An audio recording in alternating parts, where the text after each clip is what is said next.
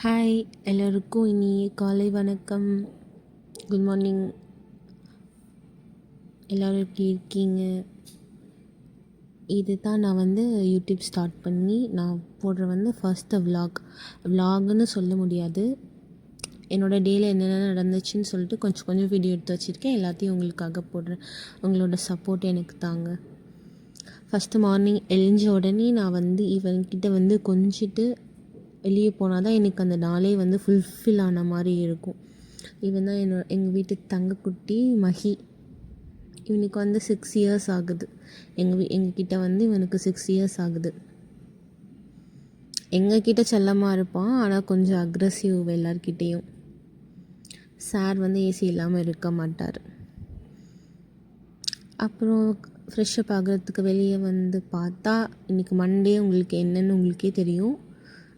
Election ஒரே பரபரப்பாக போயிட்டு இருந்துச்சு எங்கள் வீட்டில். காலையிலே எல்லோரும் நியூஸ் வச்சு பார்த்துட்டு இருந்தாங்க.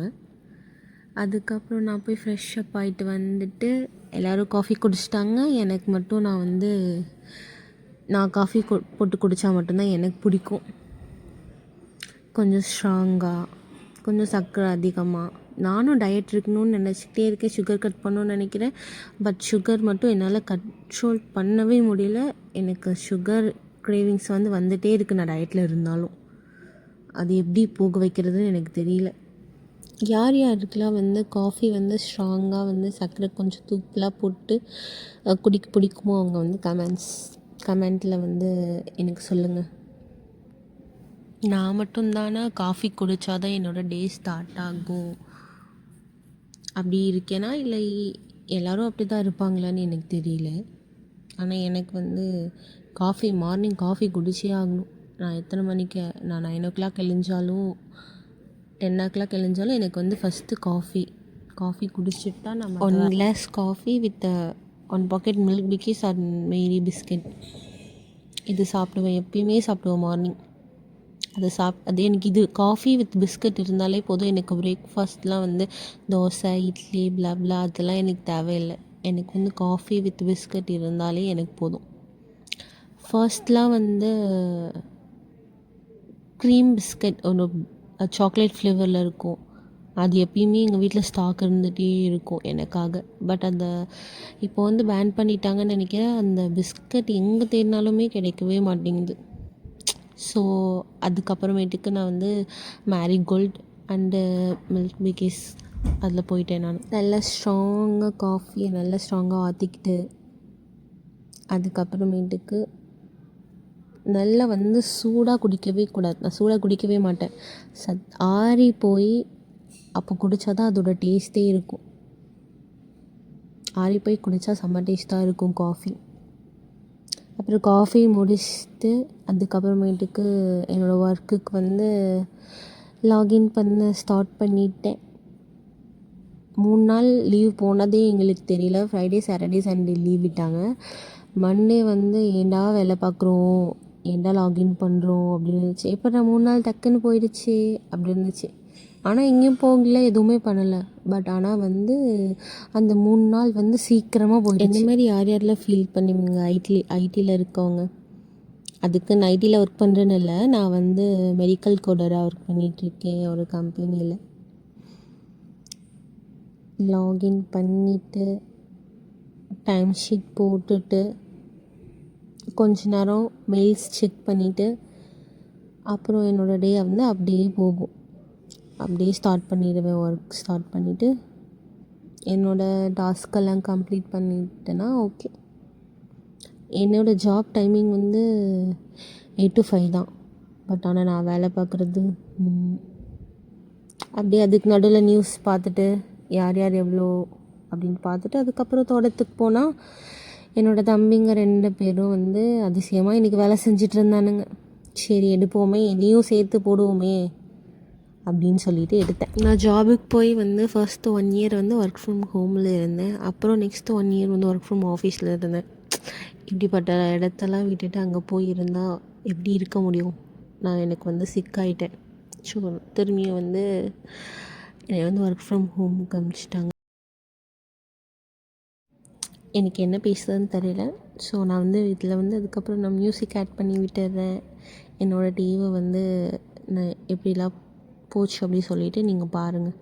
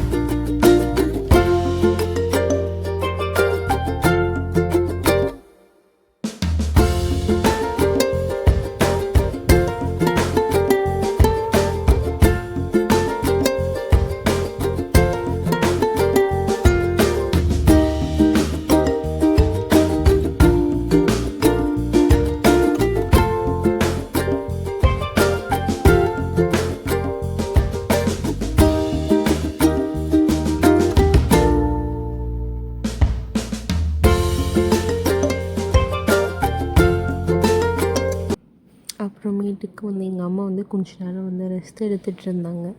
ஸோ அதுக்கப்புறம் நான் தான் வந்து சாதம் வச்சேன் நான் அடுப்பில். கொஞ்சம் மெஸ்ஸியாக தான் இருக்கும், அட்ஜஸ்ட் பண்ணிக்கோங்க. நெக்ஸ்ட் வீடியோவிலேருந்து வந்து நான் ப்ராப்பராக விலாக் எடுக்க நான் வந்து ட்ரை பண்ணுறேன்.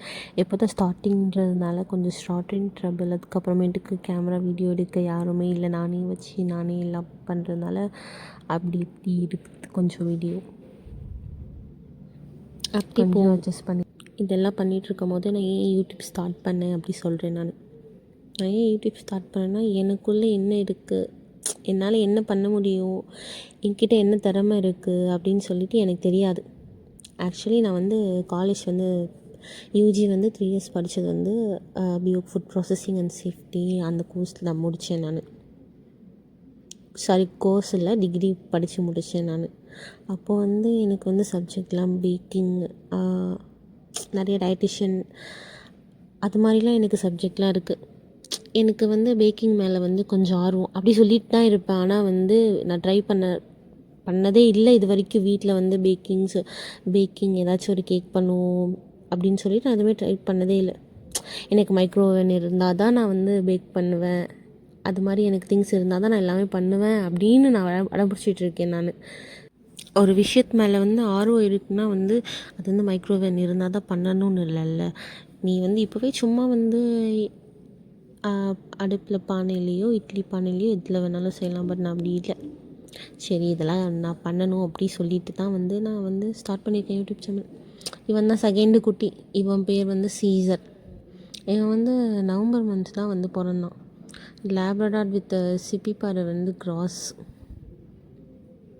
இவன் அடங்கவே மாட்டான். சரி அவனை விடுவோம், நான் என்னோடய ஸ்டோரி சொல்கிறேன். நான் இப்போது வந்து நான் வந்து மெடிக்கல் கூட தான் ஒர்க் பண்ணிகிட்ருக்கேன். நல்ல ஏர்னிங்ஸ் தான். பட் வந்து எனக்கு மனசுக்கு பிடிச்சி நான் பண்ணுறேன்னா அப்படின்னு கேட்டால், மனசுக்கு பிடிச்சி பண்ணுறேன். பட் வந்து ஃபுல்ஃபில்லாக மனசுக்கு பிடிச்சி பண்ணுறேன்னா எனக்கு கிடையாது. எனக்கு வந்து என்ன இஷ்டம்னா வந்து பிஸ்னஸ் பண்ணணும், நான் யாருன்னு எனக்கு தெரிஞ்சுக்கணும். அப்படி தான் என்னோட ஆசை அதுதான். அதுக்காக நான் வந்து ட்ரை பண்ணுறேன் அப்படின்னு சொல்ல மாட்டேன். ட்ரை பண்ணலை, ஆனால் இதெல்லாம் நினச்சிட்டு இருக்கேன். ஏதாவது நான் ட்ரை பண்ண தானே கிடைக்கும். அதோட ஃபஸ்ட்டு ஸ்டெப்பாக தான் நான் வந்து யூடியூப் ஆரம்பிச்சிருக்கேன் நான். அவங்களோட சப்போர்ட்ஸ் எல்லாம் வந்து எனக்கு தாங்க. ஓகே. அப்புறம் இவன் அப்படி தான் வீட்டுக்குள்ளேயே இருப்பானா, வீட்டை விட்டு அவுத்து விட்டோன்னா அவன் வந்து அப்படியே சிறகடிச்சு பறக்கிற மாதிரி எல்லா இடத்துலையும் பறப்பான்.